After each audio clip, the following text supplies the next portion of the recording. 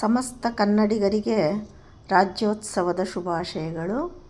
ಈ ದಿನ ಬೆಳಗ್ಗೆ ನಾನು ಹೊರಗಡೆ ಹೋದಾಗ ಎತ್ತ ನೋಡಿದರೂ ಸುತ್ತಮುತ್ತ ನಮ್ಮ ಕನ್ನಡಾಂಬೆಯ ವಿಜಯ ಪತಾಕೆ ಹಾರಾಡ್ತಾ ಇರ್ತಕ್ಕಂಥದ್ದನ್ನು ನೋಡಿದಾಗ ನನ್ನ ಮನ ತುಂಬಿ ಬಂದು ನಾನು ಈ ಕವನವನ್ನು ರಚನೆ ಮಾಡಿದೆ.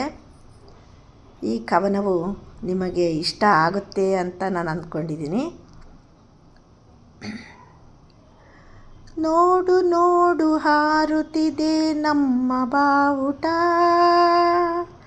ಅರಿಶಿಣ ಕುಂಕುಮದ ಪ್ರತೀಕ. ನೋಡು ನೋಡು ಹಾರುತ್ತಿದೆ ನಮ್ಮ ಬಾವುಟ, ಅರಿಶಿಣ ಕುಂಕುಮದ ಪ್ರತೀಕ. ತಾಯಿ ಭುವನೇಶ್ವರಿಯು ಹರಸಿದ ನಾಡು, ಭವ್ಯ ಸಂಸ್ಕೃತಿಯು ಹೊಂದಿದ ನಾಡು.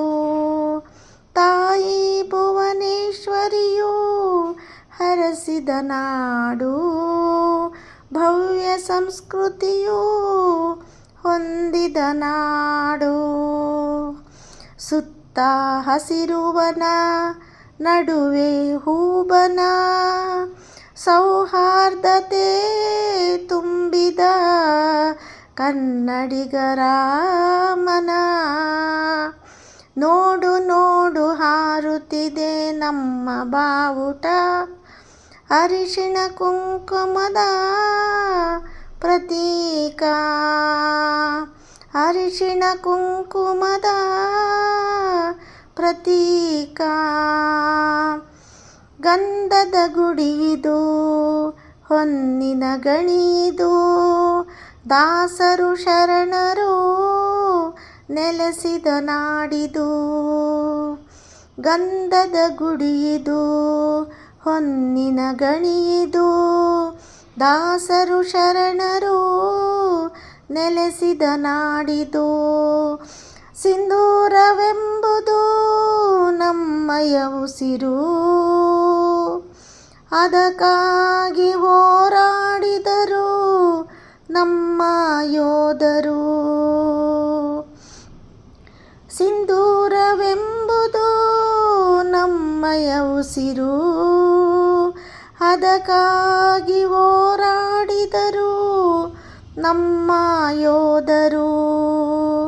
ಜಾತಿ ಧರ್ಮಗಳ ಭೇದವು ಏಕೆ, ಹಾರಿಸು ಹಾರಿಸು ವಿಜಯ ಪತಾಕೆ.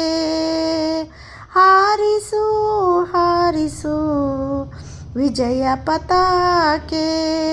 ನೋಡು ನೋಡು ಹಾರುತ್ತಿದೆ ನಮ್ಮ ಬಾವುಟ, ಅರಿಶಿಣ ಕುಂಕುಮದ ಪ್ರತೀಕ.